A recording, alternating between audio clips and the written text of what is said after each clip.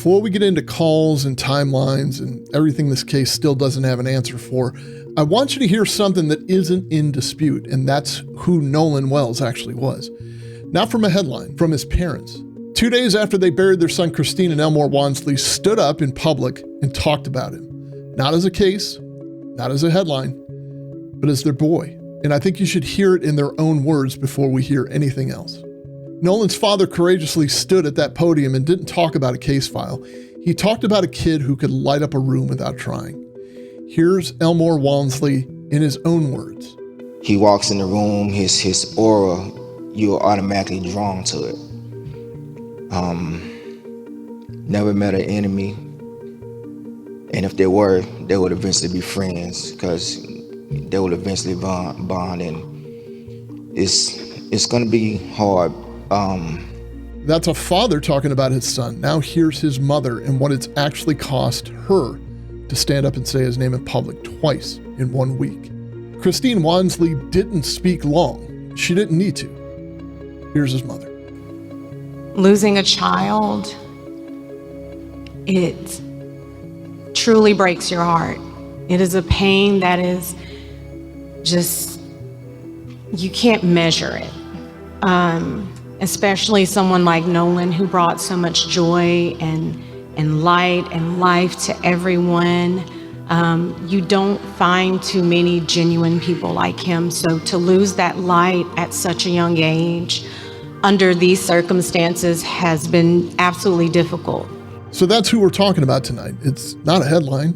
It's not a case number. It's a kid who never met an enemy and a mother who's had to say his name in front of cameras twice in 1 week just to be heard. Everything else we're about to walk through, we walked through it because of him. God rest your soul, Nolan. There are 2 calls in this case. You've heard one of them. You've probably heard it called something it isn't, though. Everybody's heard the call where a boat is sinking. Almost nobody's heard the call where a mother reports her son missing. And one of those is public. One of them isn't, though.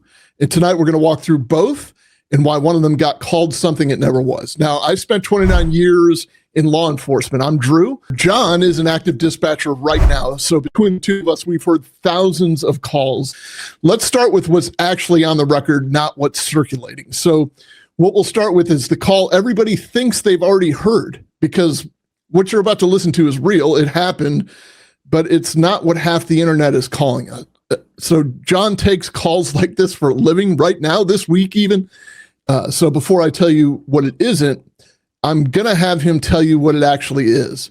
Tonight, new audio shedding light on the moments before some of Nolan Wells' friends left Horn Island off the coast of Mississippi. We're sinking. Can you all please come? NBC News has obtained audio as part of a records request that details the group calling for towing assistance. And is everybody on board in good health otherwise? Yeah, everybody's on board. Nolan went to the island in a boat with friends on July 4th. His body was found 2 days later. It's unclear whether Nolan was with anyone when he disappeared. Our first question that we're going to answer tonight. There's a call the public has heard in full and a call the public has never heard at all. Why is a boat malfunction call to a private tow company circulating everywhere while the actual missing person notification to the Coast Guard has no release, no audio, no transcript? John? Yeah, I'm John. I'm an actual 911 dispatcher. The case of Nolan Wells going missing has driven a lot of rampant speculation in social media and through the regular mainstream media. I'm confused why the mainstream media has requested records from SeaTow, which is a private marine assistance company, but not a critical and more important call that was made to the United States Coast Guard. The boat that was supposed to have Nolan on it at one point was making its way back to port when they were saying that they were taking on water. They were having a problem with their bilge pumps. And they made that call to SeaTow. And when you call them, you listen to that audio, they asked if everyone on board is okay. Drew, that's mostly going to be for liability reasons. If they're going to respond to someone who has a call for service, they need to make sure that what they're responding to is not an emergency situation. If they don't ask if everyone on board the boat is okay, they could be held with some kind of negligence later. You know, to put it in perspective, SeaTow is kind of like the AAA of the water. I think the difference is when you're on land, you can at least, there's a higher probability or a higher chance that somebody's going to see you, or you can walk to a gas station, or it's not as potentially dangerous or terminal as if you're out in the open water. Like if you're just out in the Gulf somewhere and you call SeaTow, which, you know, is akin to AAA in a sense, they kind of have you over a barrel. Like you really need to convince them to come get you. So just beyond the liability part, the reason for them asking those questions, John, is probably more of a triage, just like you do. And when you think about this particular incident, it occurred on the 4th of July. There was a ton of boats out there, which means in the waters in and around that area where SeaTow was covering, they probably had a few dozen calls that they had to prioritize. So if there's nobody on board that's in any danger or the boat's not sinking, they're probably not going to bump that up to the top of the list.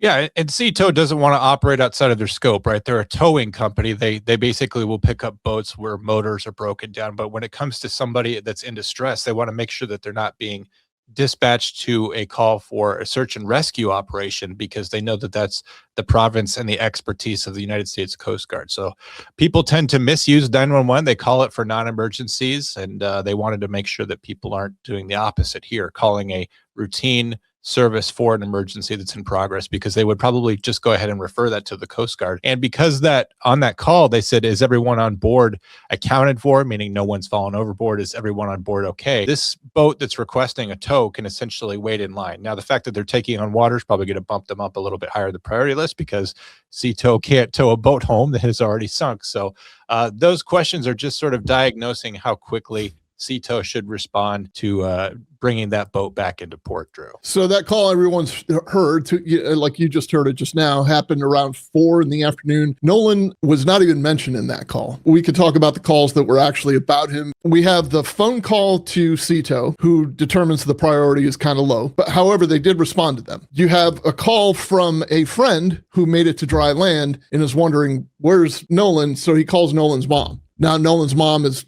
understandably upset, panicked a little bit, like, where's my baby?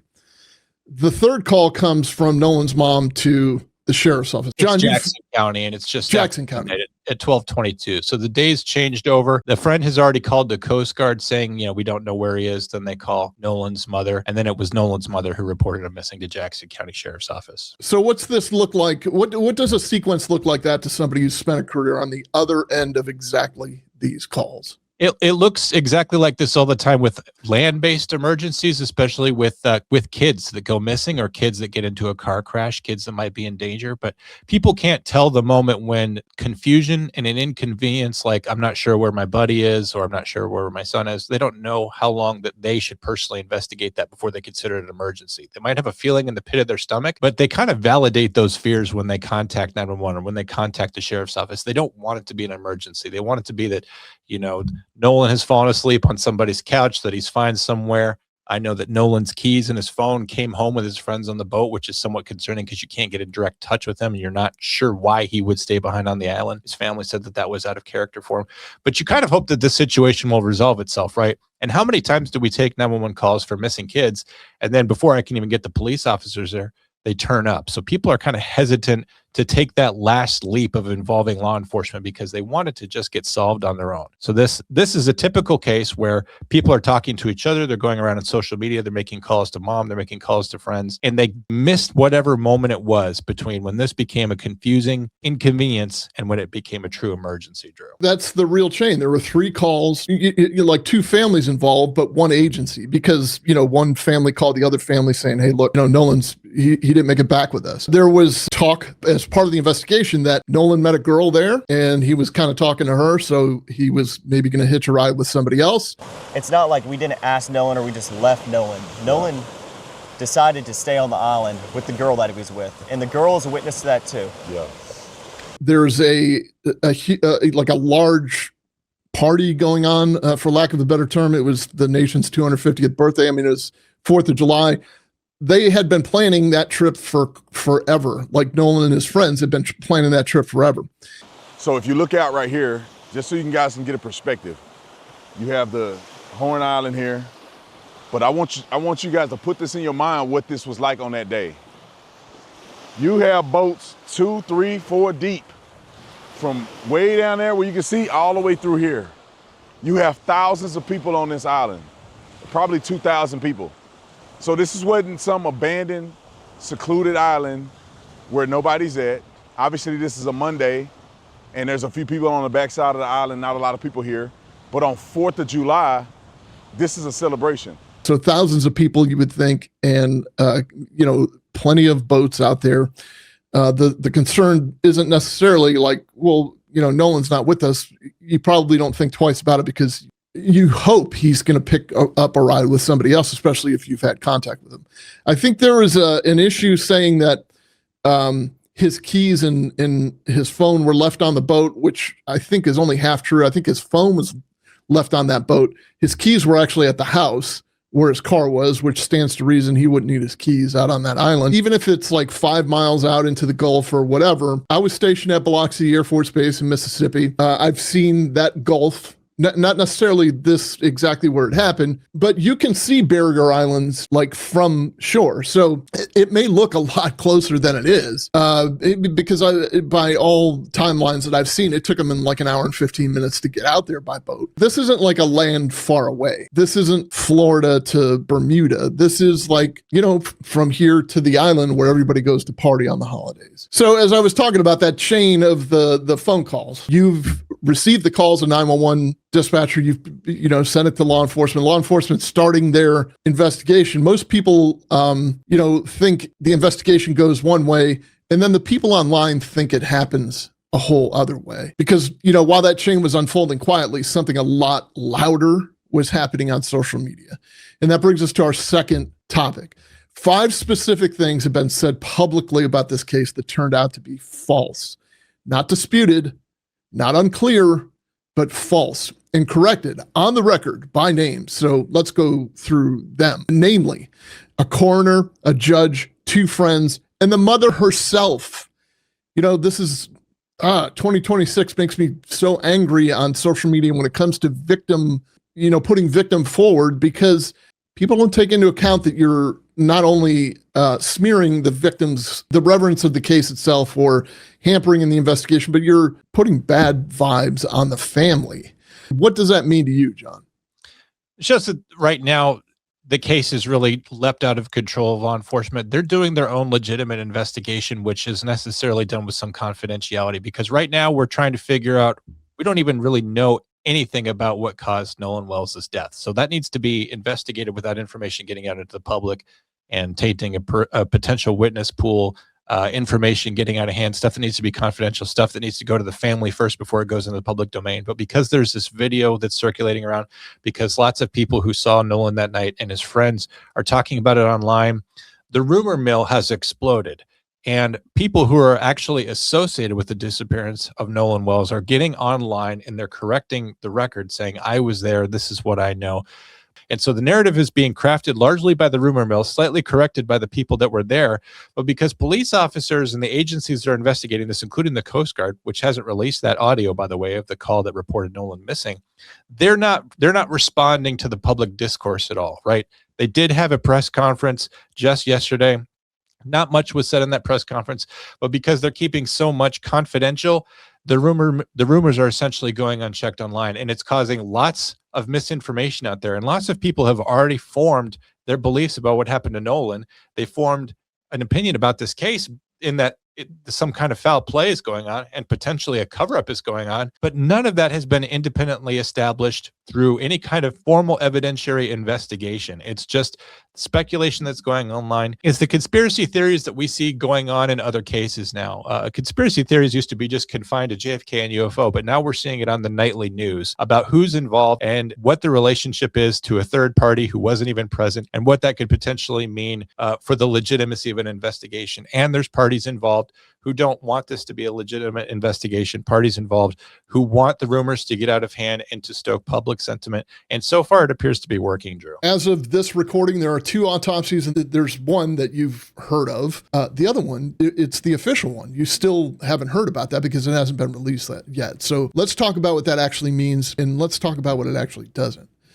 So the other day at the NAACP National Convention, attorney Ben Crump announced there were some preliminary findings from an independent autopsy. It was performed by Dr. Roger Mitchell. He's a board-certified forensic pathologist. He's actually the president of the National Medical Association. The whole thing was funded actually by Colin Kaepernick. And I want to say that plainly just because it's a fact. It's not a knock on anybody. But the preliminary finding, cause and manner of death, Preliminary report, second autopsy, death of Nolan Xavier Wells. Cause of death, undetermined, pending investigation. The manner of death, undetermined, pending investigation. Dr. Mitchell's own language is that he cannot rule out whether any non-accidental factors contributed to or caused Nolan's death. Undetermined can't rule out. On its own, that's actually a pretty standard cautious pathology finding. It's not the same thing as a finding of foul play. Keep that distinction in your head because it matters for what comes next. Now, here's where it gets a little bit more pointed. The report also notes red discoloration on the back of Nolan's head, and Crump says the report has gaps that he attributes to missing body parts and incomplete procedures on the part of Mississippi Medical Examiner's Office. 29 years in, let me tell you what I know about how evidence retention normally works in a death investigation. A private pathologist not having full access to every tissue sample on a first pass isn't automatically evidence of wrongdoing. Chain of custody and retention protocols exist specifically, so a second later examination can happen. Now, I'm not telling you nothing happened here. I'm telling you how this process is supposed to work so you can judge it accurately instead of assuming the worst or assuming the best even. It's very unfortunate that we're playing this game of Where's Waldo with every single news story when we're trying to find the conspiracy thread in it.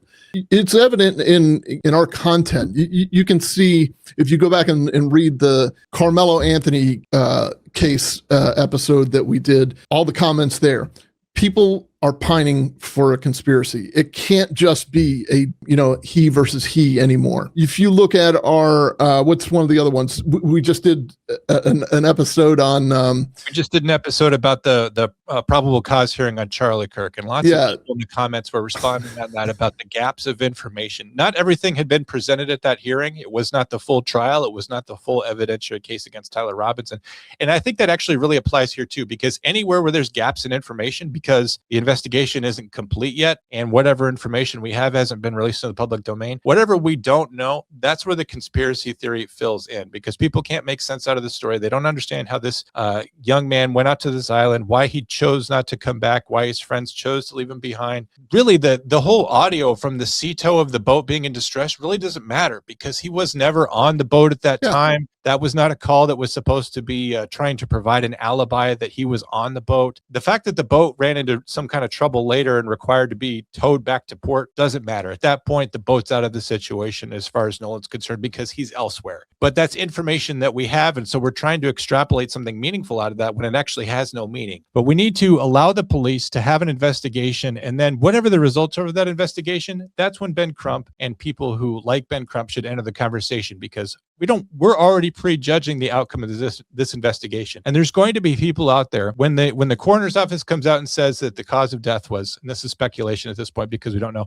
the cause of death was drowning and the manner of death is undetermined, because they can't figure out how he get into the water. I don't know how a coroner is going to determine that. But it doesn't matter what they say, because we already have prejudice going into this with Ben Crump being attached to the case. We already have a narrative that's implied by simply him being there, that the institutions that were charged with investigating this are somehow corrupt, that they're being unduly influenced by a Jackson County judge, which the limit of her influence over something like the Coast Guard would be extremely limited. But we need to let them investigate before we decide that their investigation is bad, Drew. Yeah, so those 5 specific things that we talk about, we've got the 2 calls, so that's one thing. Like the SeaTow versus Coast Guard call hasn't been released. SeaTow is not 911, though it's widely reported on social media that that's a 911 call. It is not. The second thing being the judge that you just mentioned. The third thing, there was a rumor that was in rampant internet rumor that the body was found wrapped up, and that was immediately dismissed by the coroner. The coroner did the forensic examination and said this did not happen. There was no wrapping up of anything. Of a sensational rumor that came from nowhere and suddenly became the version of the truth until it was disproved, Drew. Right. So then there was a pool party photo that people said online was a picture of Nolan at a pool party on the night of July 4th. And it just, like wildfire, made it look like he was killed somewhere else and brought back Horn Island and dropped there or whatever. When you look at the metadata on that photo, it was from a pool party in June. That wasn't true at all. People have gone so far as to do a deep fake on the mother, doing a deep fake video on the mother saying certain things about this investigation that she just simply did not say. It's a deep fake. It's an AI generated video. So whether the job is to antagonize, or retaliate against Ben Crump, or the job is for Ben Crump and Reverend Al Sharpton to organize and what they call hold to account, but essentially just feeding a rumor mill or mischaracterizing as much as possible. As much as we say race isn't a factor in this and everything, there's a couple things we need to consider. First of all, he was very comfortable with his white friends. His white friends are very comfortable with him, and they were having a great time on the 4th of July. And nobody saw what everybody else is painting this to be, just like in the Carmelo Anthony and Austin Metcalf case. This comes from Warren. He's a friend of Nolan since elementary school. He was on the trip with him that day. He was on a different boat. He was in the same group, and he sat down for an interview with Brandon Tatum. And I'm attributing this to that interview directly. This isn't our reporting. This is Brandon's. To hear Nolan's story through you, through his friend, and it's not just you, it's a bunch of y'all. But, some of the other guys were afraid because of the threats and the violence that's been threatened against their lives and all of the above. But you decided that you wanted to take this bold step and give a statement and, get your side out here. And I want to start at the very beginning of all of this and ask you, what was your relationship like with Nolan? Who was he to you? Nolan, I could describe Nolan in a million ways. I mean, Nolan was not just a best friend of me, but he was a brother. I grew up through elementary, middle school, high school, and even our freshman year of college. We talked on the phone all the time. We were really close friends. And Nolan was like a brother to me. And Nolan lit up every room he walked in. He always had a smile on his face. He always had something good to say. I've never seen Nolan get in an argument with somebody and say bad things about someone. There's a lot of people that talk crap nowadays, and Nolan was never that person. Sweetest soul ever. And I had a great relationship with Nolan. I've never got in an argument with Nolan. We were super close, and I've never said or will ever have anything bad to say about Nolan Wells. Now, according to Warren, this wasn't 4 kids on one boat. It was 20 to 30 people spread across 3 separate boats.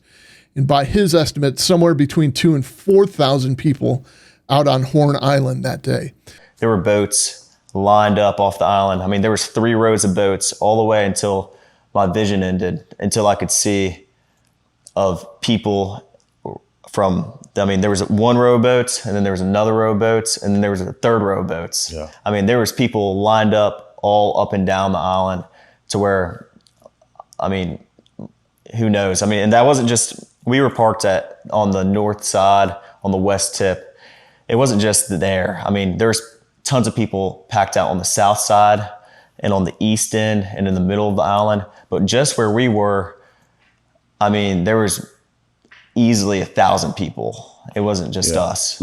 Boats were lined up for miles, rows and rows and rows.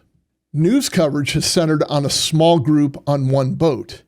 We had roughly 20 to 30 people coming on 3 separate boats with us. And so we were all following each other out there as one big group. It wasn't just me and Nolan and a couple other of my buddies. There was 20 or 30 people spread out where we all met at the dock before, and then we departed to go to Horn Island. It wasn't just a couple of us. There were so many people, we had to split up between 3 boats, and we all left and all got there at the same time. Thousands on the island itself. And both can be true at once. A small group Nolan was directly with inside a much bigger holiday crowd. Now, I want to be clear. This doesn't change the operational facts we've already walked through. The tow company call, the notification chain, the timeline, all that still holds. This is additive detail about the scale of that day. It's definitely not a contradiction of it. A couple of small human details worth passing on, though. Friends who were there, Warren and another friend, Javon Williams, both independently described Nolan as in great spirits that day. He was joking around. He's having a good time, like most people out there on July 4th. Benjamin Crump, in his speech at the NAACP National Convention when he was revealing the results of the second autopsy that they ordered that Colin Kaepernick paid for, kept saying over and over and over and over again, this is a matter of a young black man on a boat with 5 white kids. He cited 3 examples where the only black kid in the bunch was the one that died. So he's making it appear as if it's white people targeting black people, which is not the case according to the people that were there, 1. And 2, this is a horrible way to look at things, to look at life, and to hold government accountable. This is by intimidation. And this is not content of character activity. This Not only is that, but injecting race into a non-racial issue tends to not work out very well for the people who are actually involved in it. Like, think about Carmelo Anthony. Like, that was a straightforward homicide case, and it got turned into this whole issue about race. And how did that work out for Carmelo Anthony? Well, if we spend a lot of time pondering Nolan Wells and his friends and whether or not there's a cover-up and what this could mean for the African American community, are we kind of losing the plot here? Like, the plot is that some kid went to an island, didn't come back with his friends, and he turned up dead later. Why are we going to waste time trying to investigate the race politics of it when this is a forensic investigation that's not going to be solved really even by looking necessarily at the content, broadly speaking, of anyone's character, unless their character is that they're a murderer? We need to be following the evidence, Drew. We need to be staying on course, doing what we need to do to solve an investigation. This is going to be solved by digital evidence. We're going to be looking at Nolan's phone. We're going to be investigating these rumors that things have been deleted, whether that's pictures or anything else that's missing from the phone. We're going to be looking at the metadata stored with the phone, the location data that's on the phone. We're going to be giving that to Cellbrite. We're going to be extracting data from it. And we're going to be finding out every single thing that we can from that phone. That phone's going to be a huge piece of evidence in figuring out what happened to him. And the phone obviously has nothing to do with racial politics, but it's what's going to be huge in solving this case. Yes, we're going to have to talk to witnesses and we're going to have to resolve their contradictions. That's when we're going to get back into what's the character of some people. Are there some people out there who might have a reason to lie? That's where the narrative comes in about whether or not Judge Ashley Cole is experiencing or has expressed some sort of influence, whether it's over the investigators or witnesses in this case, okay? But we're still going to have to get a coherent view of the narrative of the events leading up to his death from witnesses that verify each other. And the race information is going to be extraneous to that. It's not going to be forensically valuable. It's not going to help us figure out what happened. So we have to stay right on course with the evidence and where that takes us in the story that it tells us. And if we get distracted by so-called institutional compromise before we even have anything to evaluate, before the investigation is even completed, we're never going to get to the truth. So if it's really about transparency and it's really about getting to the truth about what happened to a kid, we've got to ignore all this noise that we see online. We've got to ignore the rumor mills, just focus on the good police work that's going to solve this. And we need to trust the police work to get there. Offering a bounty is really putting the cart in front of the horse on this one, because we don't know that this is even a homicide investigation. It's a conclusion. How does it taint, Drew, how does it taint and make more problematic any investigation into a death by presupposing or putting that idea out there that somebody must be responsible for this? I don't know what happened. I'm not trying to solve this case right now, but for all we know, he got intoxicated. So maybe somebody slipped him something, which would still be a homicide. And if we're putting a bounty out on somebody's head before we know that anyone's even guilty of anything, it's necessarily going to taint everyone's views of everything that happened, but it's also going to give someone an incentive to exploit that. They want that money, so they're going to turn somebody over just to try to claim that money, Drew. How clean is the information that we're about to get off of this? Like, there are tip lines going all over. And again, for the sanity of that family and just for the, God rest his soul, for Nolan, let's put this to rest. Let's get a clean investigation. Let's double, triple, quadruple check it. Nobody should have a problem with that. It's a problem in how you're framing it and how it's being framed and the conclusions that are being jumped to, which are completely unfair and unnecessary. Just if you want this to be a clean investigation, and I did hear the word equality being, bantied around in that exact press conference. Why would you assume that this wasn't an equitable investigation? You're assuming that because it's helpful to you in your cause, but it's not necessarily true, and it should never be a presumption. And I understand how we got here, but how are we ever going to grow if we're going to live in this presumption? Yeah, none of this stuff is actually helpful to the investigation at all. It's not helpful to figuring out what happened to Nolan. We need to let the institutions do their work. And then, of course, we should be critical of the results that come out and see if it stands up to scrutiny. And if we need to do more investigation, and if somebody's responsible for this and they need to be brought before a jury, that's what we're going to do. That's ultimately the process. You can say that there's problems with the process that we have, but we have none better. Unless you have something loaded up and ready to go to replace the investigation in court process that we already have, then you have to let it play out and see how it's going to go, Drew. An 18-year-old is dead. That's the only fact in this entire case that isn't in dispute. Everything else we'll keep track of, and when something moves, we'll be here to talk about it. If you're still watching, it means you love this video. Make sure you hit like and subscribe so that you can see more Comm Center in your news feed. And it also tells YouTube that to send this video out to more people like you. We always appreciate that. You can also check out the rest of our videos. YouTube will suggest something for you here, or you can check out our recent episode on Charlie Kirk or Carmelo Anthony. Drew, we will catch you back here next time.